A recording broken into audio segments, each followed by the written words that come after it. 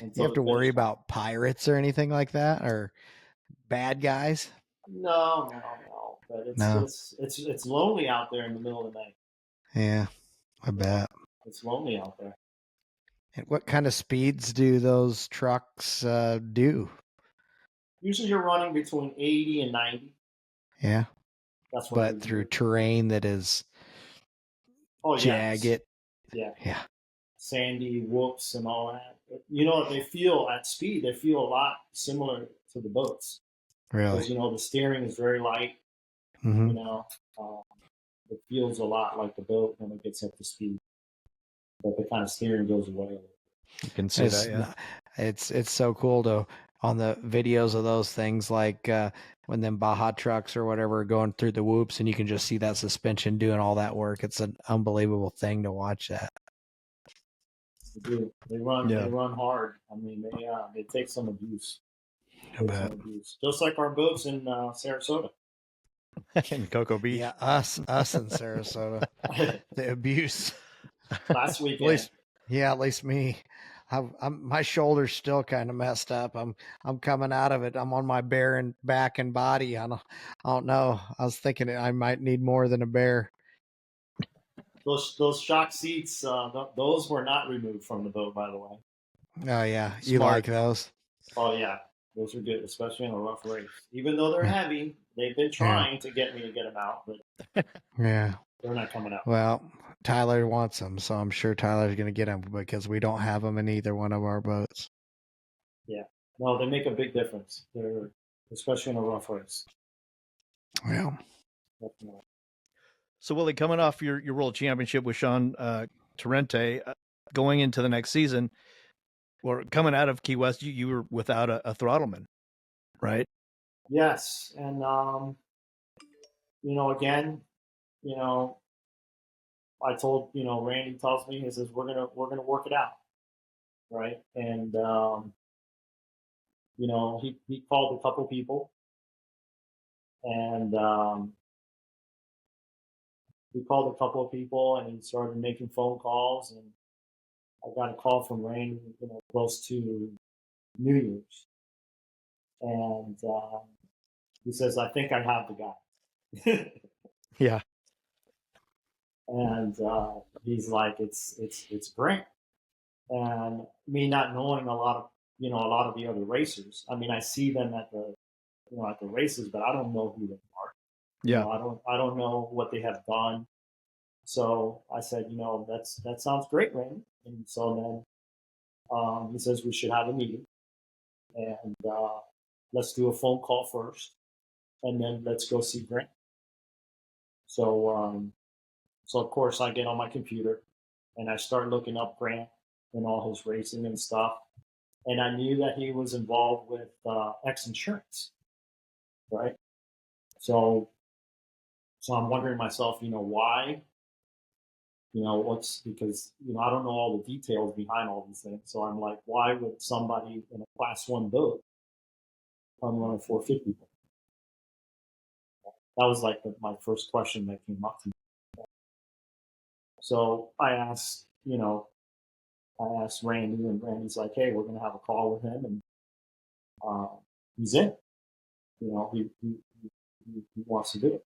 So we had a call with Grant and Kelly, right? It's a team, by the way. yeah, Grant and Kelly, right? For sure. And they are a team. Let me tell you, they are a team. And we had a great call, and then after that, we went and visited him. And I went with Randy to go visit him. And we sat there, and he's like, "Look, this is the right choice. He can take you to that next level. Like we said, the progression of the team." So we got in the boat and we started testing, and yeah, he's very methodical. He's a pro. He's very methodical. He goes, it's first time in a 450 boat, so you can see that he's just taking mental notes here and there about what the boat does, what the boat doesn't do, what he has to get it to do. And and he was, trying to, all the things that he wanted me to do in the boat that I wasn't doing. And we started, racing. And marathon was the first race. And he's like, look, we're just going to go out there and we're going to podium, but this is our first race together. So we're just going to kind of figure out, what's going to happen here.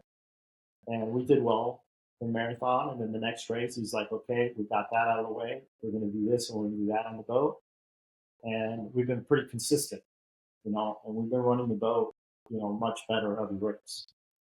So he's learning the boat. I think we're to the point now that I think we're there with the setup of the boat and him, understanding the 450 boat. He's there. It's been very he's good. definitely a sharp guy. Yeah. And with his rigging background, with his setup background, the telemetry, he's really good with the aim stuff. So that's kind of all come together, kind of getting us to that. And we've been really pushing, consistency in our racing. Even though everybody goes out and tries to win every race, but you gotta be consistent in what you're doing, so you can get to that next level. So we've been very good in this year with the consistency. We podium every race, except of course Sarasota, because we broke down. But so we're very happy with the process. It wasn't before. It would be you podium, get second place, but then you were fifth, right? Or you would get third, and then you were seventh, right? So that kind of helps the process out. The consistency of the racing is there. Yeah, keep yourself in striking distance. Mm-hmm. That's for sure. What did you break in Sarasota? We broke some engine mounts. Yeah. We broke that whole, the whole structure back there. Yeah, the cradle. Yeah. The cradle. We snapped that in half. So we did some damage. Damage. We started getting, low oil pressure, high this, low that. You can tell that everything was kind of coming loose back there. Yeah. But structurally, nothing really happened to the boat. It was just that. Myrick, you ran 3 boats in Sarasota. How did they hold up at the end of the event? Better than me. No, they no. Stock class, which was raced on Saturday. So that's the day that you raced too, Willie? Or the 450 class for you a Saturday race or a Sunday race? We did a Saturday race. Yeah. So we went out and tested in the morning. Boat was capable of 102 to 104 miles per hour, and it felt great out there.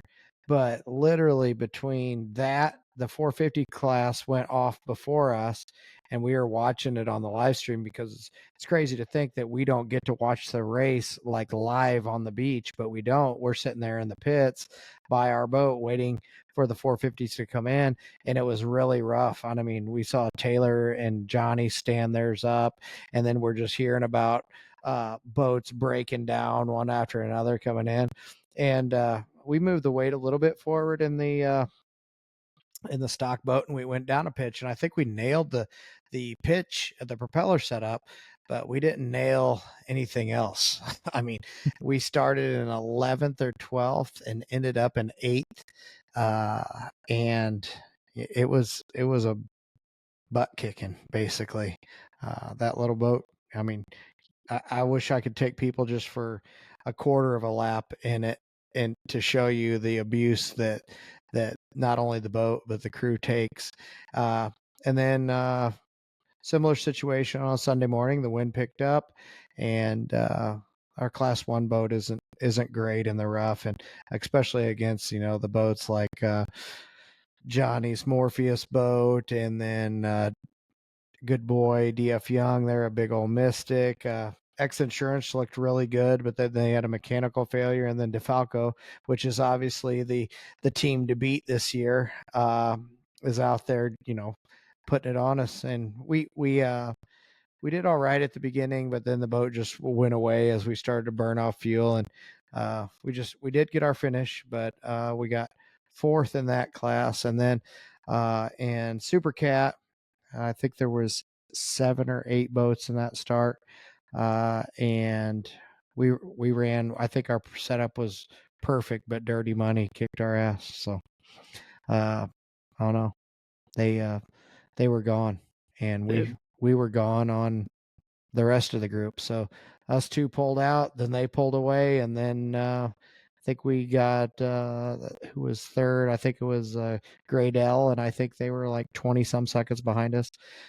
And then behind them was Team Farnsworth, and behind them was it was either WHM or Vinny and the Austin Holmes. But anyway, yeah, it calmed down in the afternoon too, and we had that tropical storm, or they might have rated a hurricane that went up through like Texas and stuff like that. But there was a swell that came across the Gulf that would just never went away. Basically, we were having a lot of east winds in the morning, but in the afternoon it would turn to the northwest a little bit, and it didn't take much at all for it to stack up in that little bay there, and it's just nasty. But Super Cat maybe speeds 115 to 118 in the calm stuff along the beach. Yeah. But man, so it wasn't great. I mean, I haven't really had a great Sarasota in a few years. Last year we caught the boat on fire. That's right. And Super Cat, and we broke a motor mount and broke the drive shaft in stock class, and no breakage this year, but just not stellar performance. So you can have Sarasota for now. Yeah, we were totally off on our setup. We went out in the morning, 9:30, 10 o'clock, set it up, and by 1 o'clock it was, completely different. Yeah. Yeah. 3 pitches off and 100 pounds. Yeah. Yeah, so, I know. And I was like, man, yeah, because we tested on Friday. And I mean, we literally went 2 laps and said, we are done testing because we're going to break something on Friday. And yeah, that was that. And okay, let's put it on the trailer and then test in the morning. And it just skews your opinion of what should happen by going out on race day, I think. Especially in Sarasota, it's crazy how it can change. You're playing meteorologist, and you still just can't get it for some reason. At least I can't. Some people did. Dirty Money got it. DeFalco got it. And then Jackhammer, they nailed it. Yeah. I think they put I forget. I couldn't even see him. I think they about lapped us. So I was trying to do Willy's thing. Don't wreck. Don't get lapped. Yeah. I think we succeeded at that, but that's about all. Look, that's a good day. Yeah. That's about all we succeeded. We finished. We didn't get lapped, and we didn't crash. Yeah. Yeah, we made it in on one engine. Yeah. So, but it was a good race. And that current there is like ripping out. I mean, and there's sandbars all around the mouth of that inlet. I mean, it's just a nasty area. Not that I don't like the area. It's just the water is just unsettled. It's just never happy. Yeah, you're idling out and you see this break, right? You see the wall. And I told Grant, I go, are we going out in that? He goes, no. We're gonna go here and then we're gonna make a left. Yeah, and it's like you're running right on the beach. Right. Like you see all this ocean in front of you, and there's the beach and people right there on your left, and you're just hauling ass down it. You're like, okay. And he's like, well, no, just follow the beach right here. And I'm like right here? Yeah. And he goes, no, just make a left and just go down the beach, and we're gonna be okay. Right down there is where we're going. And I'm like, okay, here we go. Yeah, it's the opposite of what you think. You think you should go out to get away from the sand, but you can, it's almost, I know it's not a rock jetty, but it appears like it because the waves, especially when the tide's low tide in the morning, and it would about in the mid-afternoon it would be high tide, but it was crashing over there. You're like, man, what is that out there? And you're like, oh, that's waves. Great. Yeah. No, it was. I was watching the video, the onboard, and yeah, we took a couple of good flyers there. It was yeah.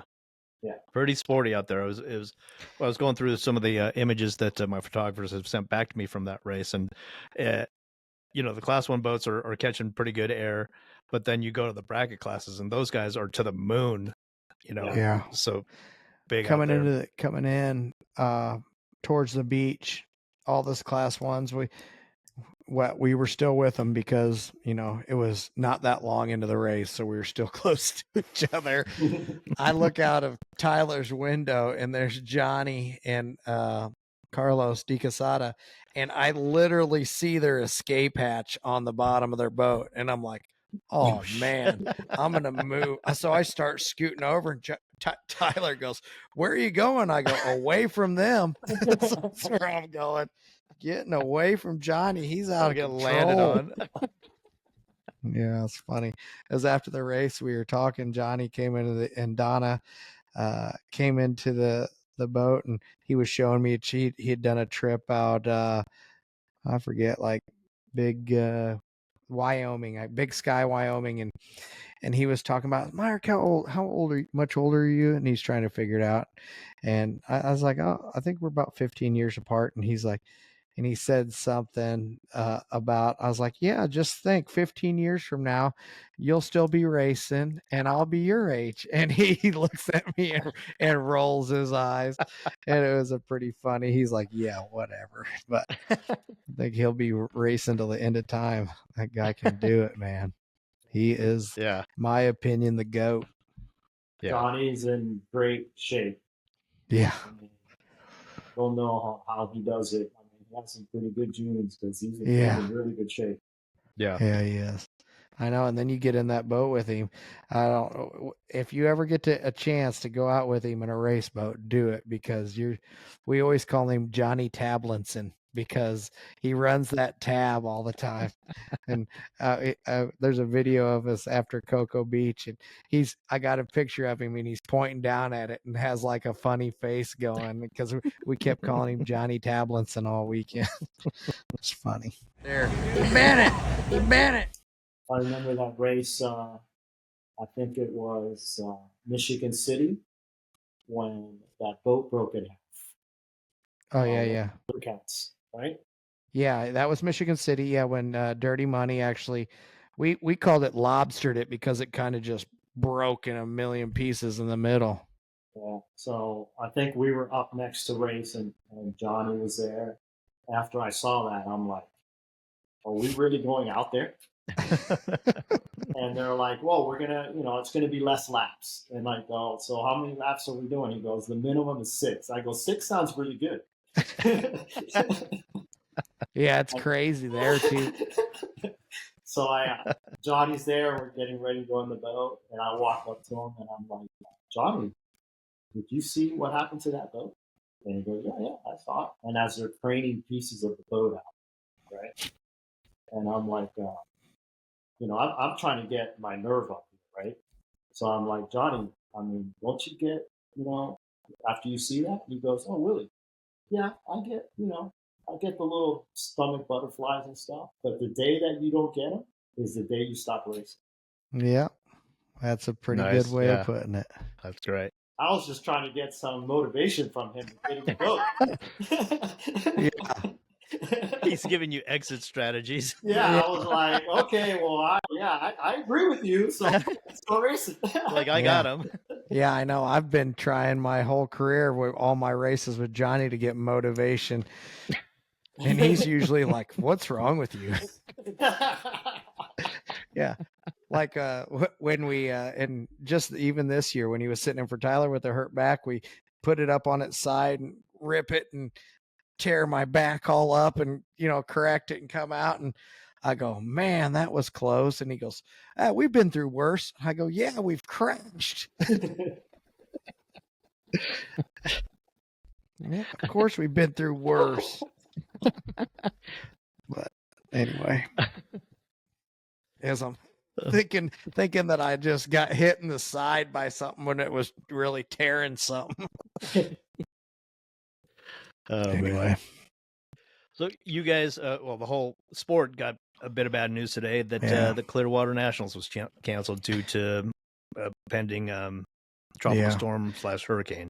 Yeah, we just want to put all of our thoughts and prayers for everybody's going to be affected by this over there too. Yeah. I mean, I know it affects even their area financially with us not being there, but then all the possible damage that can happen. We were just really hoping for the best for everybody. Looks like in the Panhandle, Louisiana, and the west side of Florida that nothing bad happens to them. Yeah, right. Yeah, hurricanes. I mean, we deal with them here all the time, and it's always it's even the damage and all that. It's just very stressful because it's coming, and you're trying to prepare, and you can take your preparedness to a whole other level, but it's still coming. And you just don't know how much it's going to be. Yeah, and when the whole decision was being made by RWO and the Coast Guard and all that, I'm like, you gotta err on the side of safety for people's equipment. I know there's going to be haters on Saturday because it's going to be beautiful. Right. The storm's already passed. The storm's passed, and it's like everybody's going to be like, "Well, we should have been racing." Could have raced, yeah. It's like easy to say that, now. And that's right. That's what's going to happen. People are going to be saying that stuff, but that Mother Nature calls, you watch out. Yeah. So that leaves St. Pete and Key West for you guys. What's it looking for you, Willie? We're ready for St. Pete. We were hoping to go to this race to better our position in the points, right? Motley has done a great job this year in the race program. But we thought we could get a couple more points and at least get to second, because I think the others are, it's a couple hundred points because of that double point. Right. So we were hoping to go this weekend and then St. Pete and try to do the best we can for the national, right? And then kind of put it together for the Worlds. I think in the Worlds we're going to do really good. We've been very consistent in the process, and I think Grant and I, we can put it together in the Worlds. That's not going to be a problem.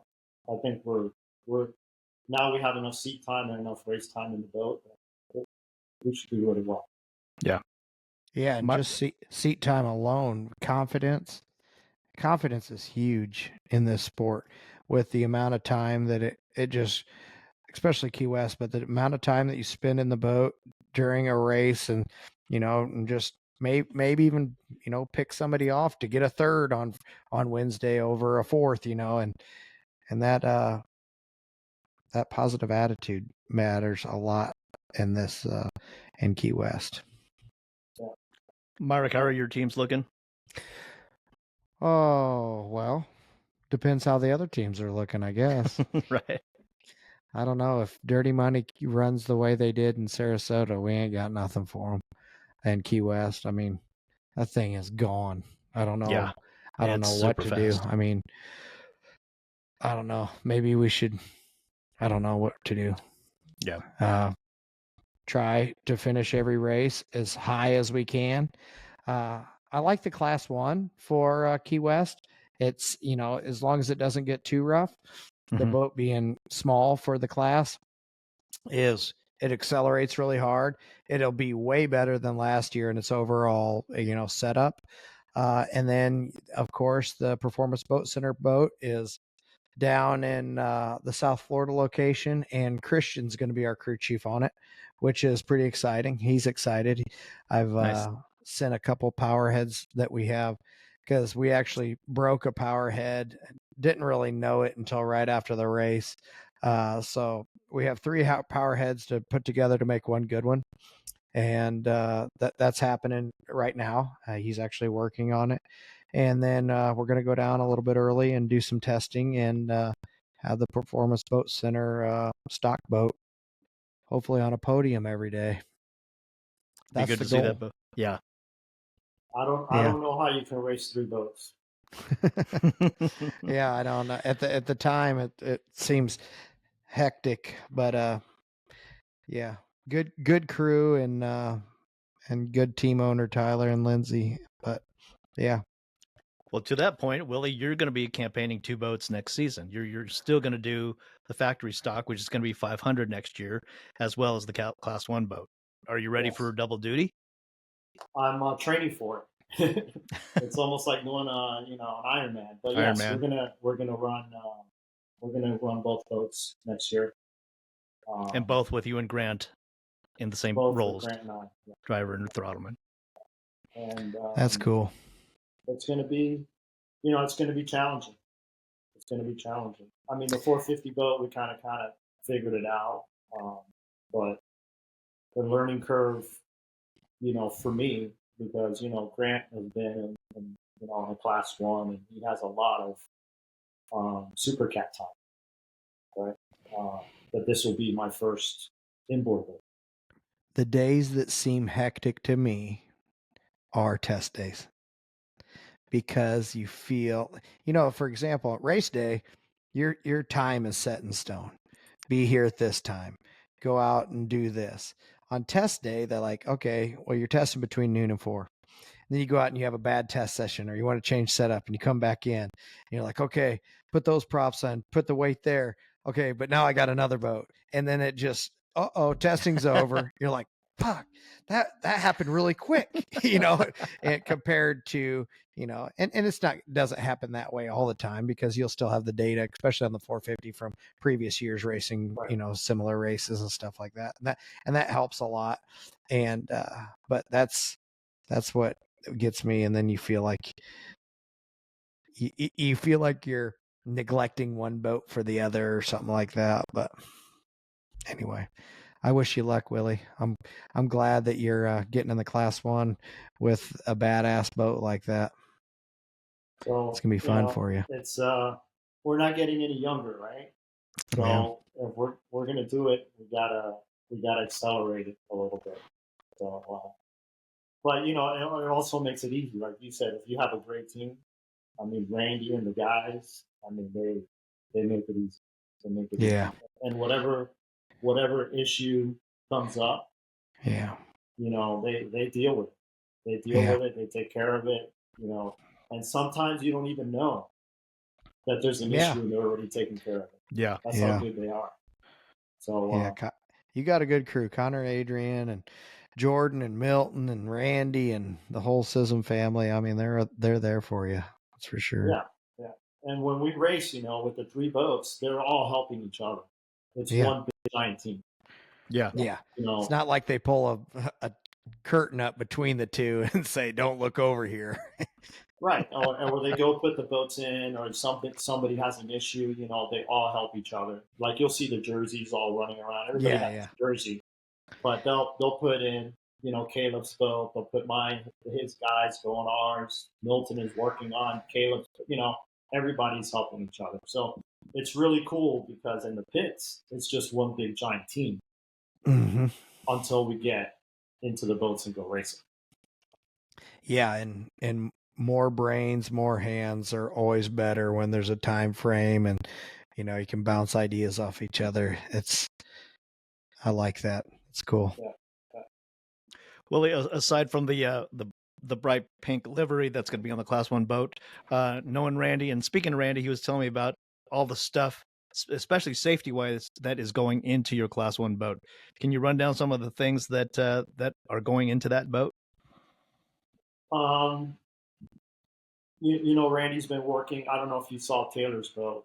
The seats that are in Taylor's boat with Hendricks Motorsports. He's also an MTI client, as you know. So they spent a lot of time working on Taylor's boat to get that seating configuration correct. That boat was over at Hendricks for a while, just building these special seats just to fit inside an MTI.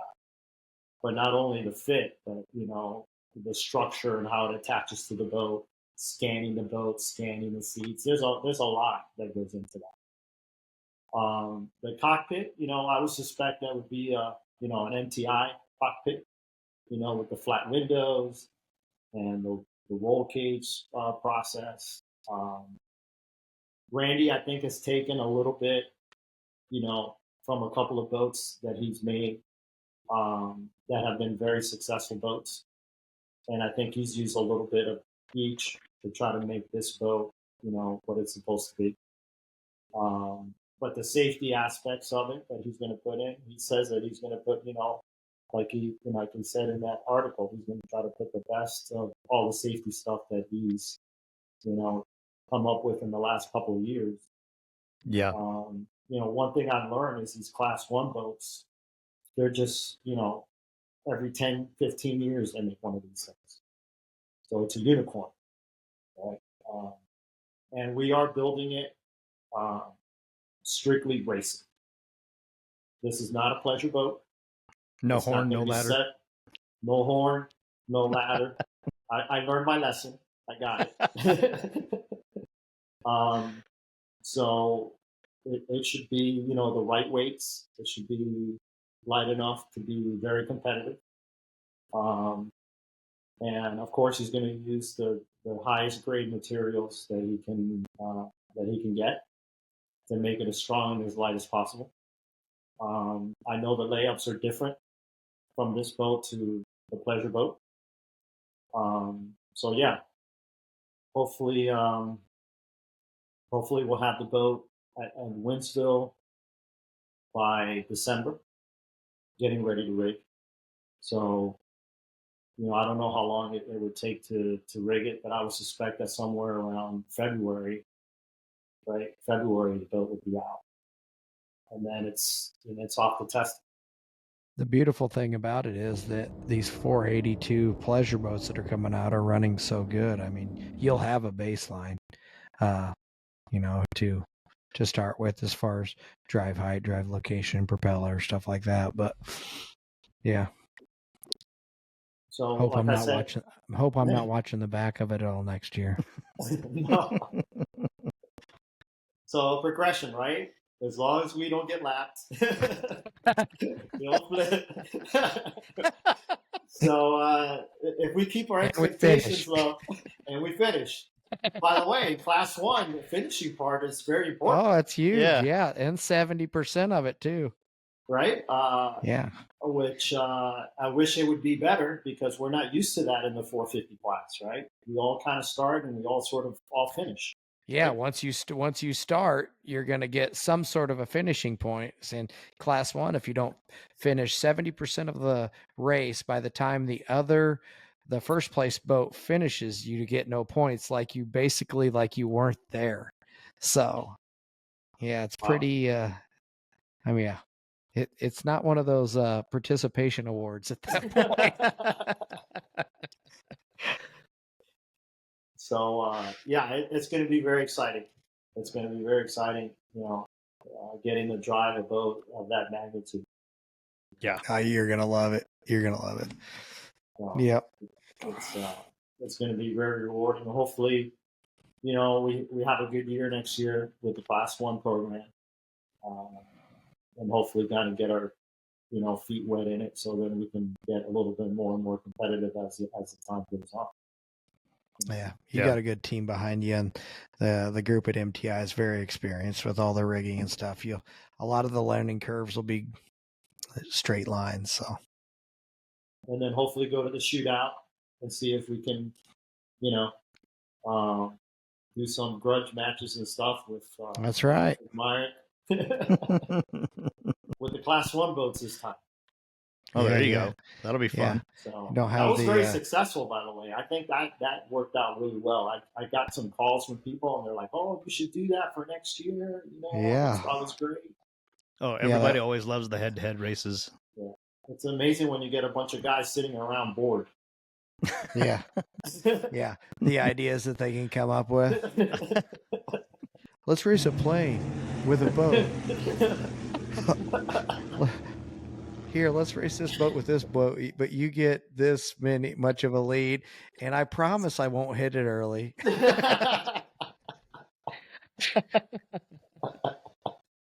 Yeah. Right. Yeah. It's all about giving the people a show and having them something to have them excited about watching boats. Yes. Well, Willie was really complimentary to your team, Myrick, MCon, Monster Energy, how everybody conducts themselves, and Tyler, of course, and Yes. vice versa. I mean, Myrick and I have spoken very highly of you, Willie, about you being like one of the nicest guys that are out there. In addition to Tyler Miller, it's good to see that you guys are friendly with one another, and you guys can be competitors next season in Class 1. Myrick, as Willie coming into a 2-boat racer, what's the best bit of advice you can give for him to I was thinking anticipate about that? asking him for advice. I mean, this guy ran triathlons. Yeah, Iron Man, right? Yeah. No, I don't know. Be tough. If you're gonna be dumb, you got to be tough, right? Right. Yeah, yeah. Right. That's what my uncle used to. He'd always go fishing. It'd be cold. He goes, "We're Vikings. We got to be tough," And remember being a little kid, like I'm freezing to death, But I don't know. You just got to take it in stride. That's right. You got to take it in stride. A lot of people I see kind of flare up and stuff during the race process. We're there to win, right? We're all there to win, right? Like Myrick says, I saw one of the things. Oh, we're here to beat everybody, not just one person. So we're all there to win. We're all there trying to put our best foot forward that day. But if it doesn't work out, you regroup. You learn from your mistakes. You figure out what you did wrong. You watch that video 17 times. You go get that data. Where did we make the call wrong? You put it all together and you show up to the next race. Hopefully you won't make the same mistake again and again and again. And if you do, then your program needs to be fixed. You need to figure out another way to do it. It's just, it's just moving the process forward. That's why consistency is so important, I think, in any type of racing. Totally agree. So if you're consistent, don't go over your head and just try to take it all in and make the best decision as quick as you can. And if you don't, learn from it, just like Willie said. So race by race. So I'm really enjoying the sport. Like Randy says that I say that I'm just a visitor, right? I'm starting to learn it more and more. It's fueled by these guys have been doing it for 30 years. Fueled by passion. Because if you can get out of it any day you want, but they're still there 30 years later. Unbelievable. Unbelievable. It's just the sport is that cool. It's that great. So good to see that you're experiencing success sooner than the 8 to 10 years that you were told. So that's one heck of an achievement. Yeah, but looking forward to see how this the season winds up for all you guys, and especially you, Willie, and you, Myrick. So, but I'm pretty excited. Yeah, too bad we couldn't race, this weekend. This weekend. Yeah. Happens, So, only a couple more races left, and on to putting it together for next year. Yes, sir. Well, Willie, I want to thank you for joining us. This has been a very interesting talk with you, and you got a lot of stuff coming up, and congratulations on your success in offshore, and looking forward to see that bright pink Class 1 boat on the course next to the black one next year. So anyway, this has been another episode of the Boats and Bros podcast. This has been Willy Cabeza, world champion offshore racer, future Class 1 racer, and of course my bro Myrick Coil. And please remember to subscribe to our YouTube channel, and rate and share. Guys, thank you so much for joining us. This has been great. We'll see you on the next Boats and Bros podcast. Thanks, Willie. Thank you, guys.